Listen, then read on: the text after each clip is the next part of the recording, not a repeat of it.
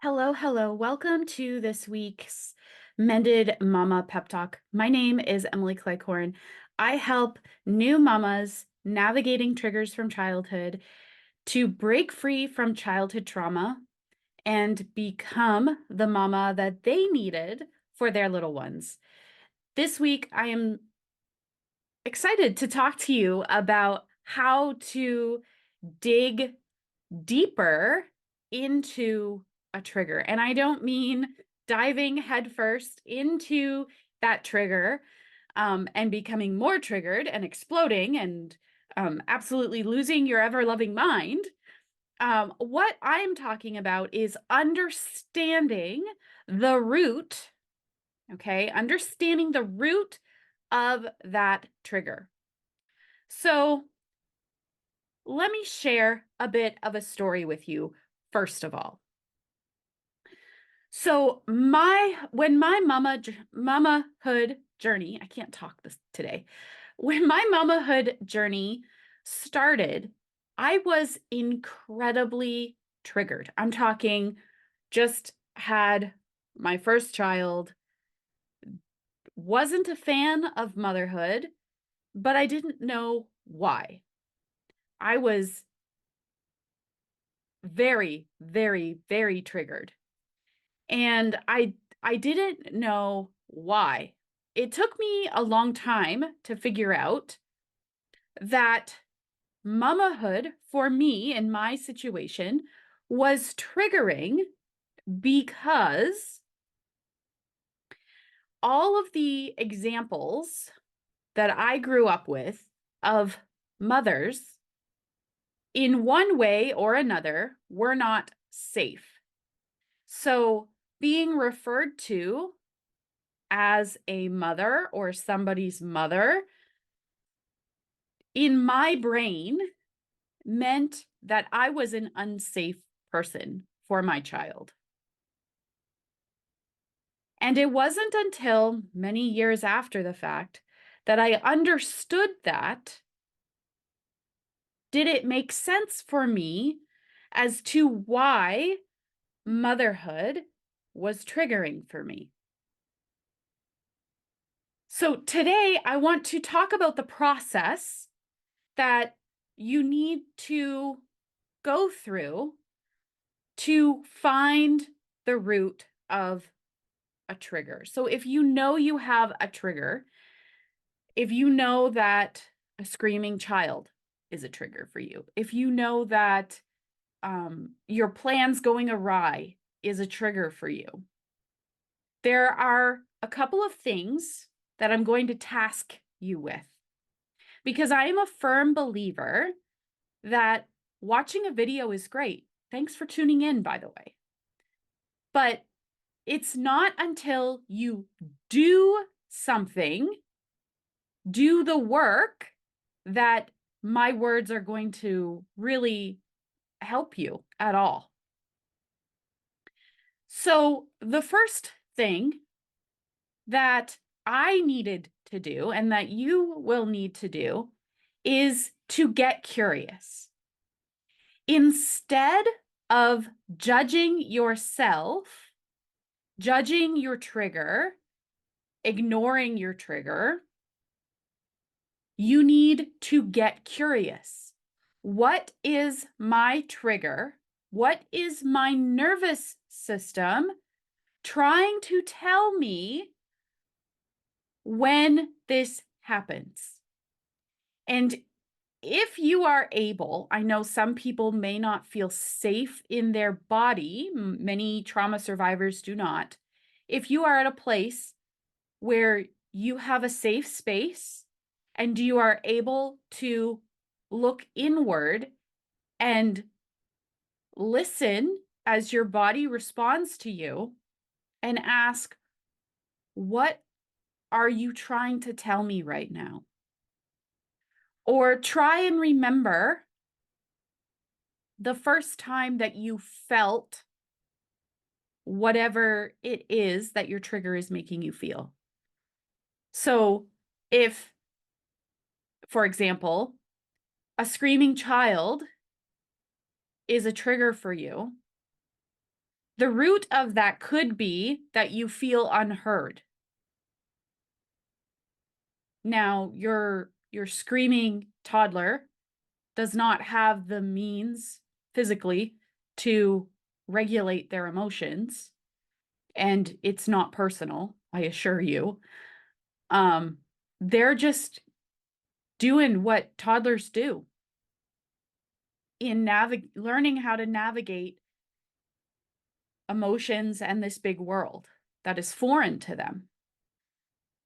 But if you are able to understand that when your child is screaming and you are feeling unheard because the child is not listening to what you are asking them to do, and you respond with screaming and yelling yourself because you are feeling unheard, what then can you do to help yourself feel heard? I find so often in our society, we pass the buck. We pass the responsibility for our feelings on to someone else. It's somebody else's responsibility. It's not my responsibility, it's theirs. But I'm telling you that your trigger is not anybody's responsibility other than your own. Your trigger is not your child's responsibility. It's not your boss's responsibility. It's not your spouse's or significant other's responsibility. It's your job. It's your job to manage your trigger. So, the first thing, get curious about what your trigger is trying to communicate with you. The second tip that I have for you today is to journal in whatever way feels safe for you. I know some people feel safe with a notebook and a pen. Some people don't. There are many ways that you can journal. It doesn't have to look the same for everybody. We are all made to be different. So you journal how you want to journal. If it's with words, if it's with pictures, if it's with artwork, if it's with music, journal. Get it out. Journal around your reaction, the situation, whatever the trigger might be. And I think that if you approach journaling your trigger with curiosity, that you are going to find that you are able to work through the trigger instead of it repeating over and over and over. And now I'm not saying that this is going to be an overnight thing. It takes time to work through a trigger, whatever it might be. It takes time to heal your nervous system after a traumatic childhood. You have to think of it like this. Your nervous system was developing in that abusive, chaotic, stressful environment. And so now in adulthood, it doesn't know what calm feels like. It has a skewed view of what calm feels like. So of course, you are going to have many triggers because your nervous system wants to keep you safe and it doesn't know what calm feels like. So of course, those things are going to come up. Your body is not broken. It is trying to survive. Your body is not broken. It is trying to survive.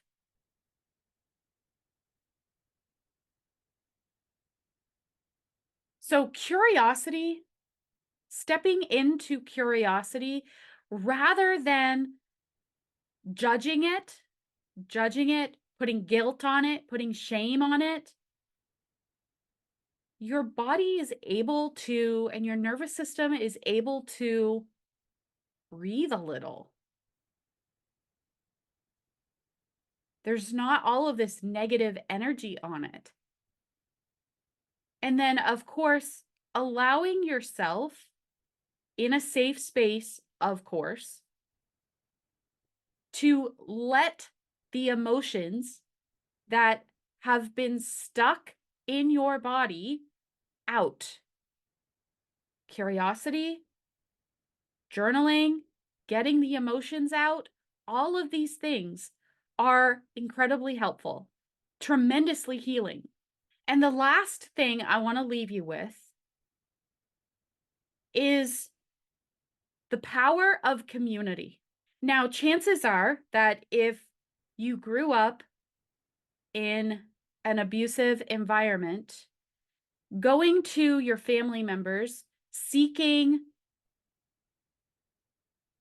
healing and love and understanding as you walk a healing journey is not going to be an option, at least not a good one.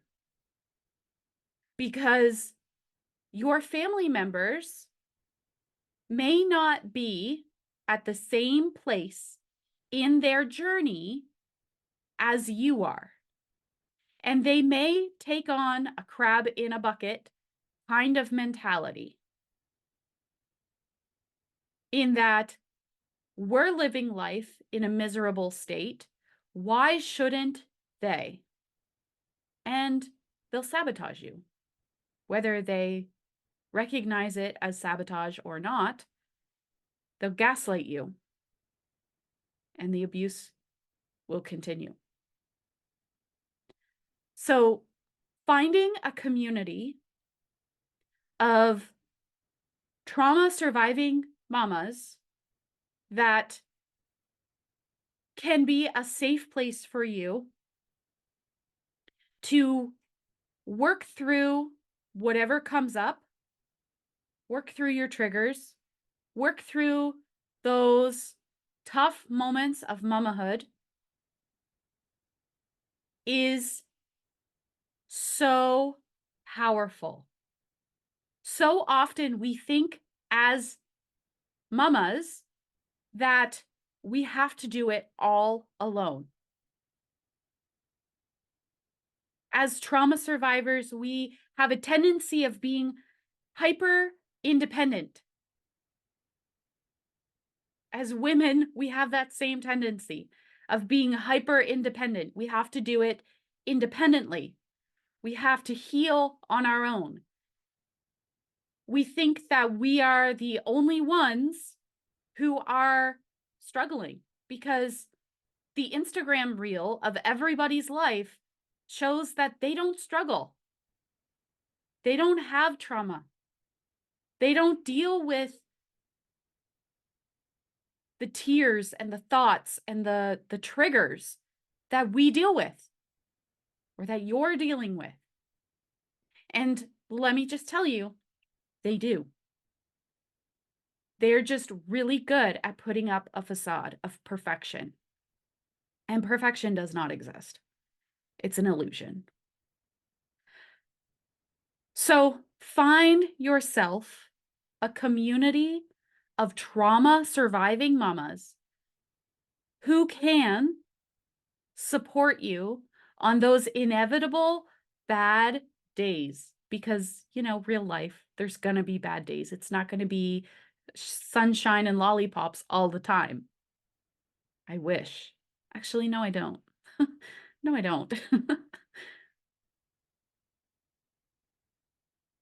And if you don't know where to look, there, I'm sure, are a ton of different communities like this. However, I would like to invite you into the Mamahood After Trauma Inner Circle community. You'll find a link in the description below. And in there, we are just getting started, but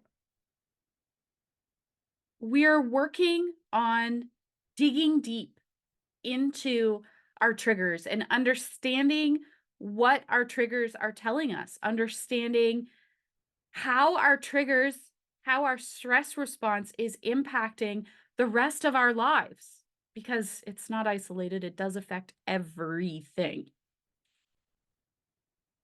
So if you are looking for a community,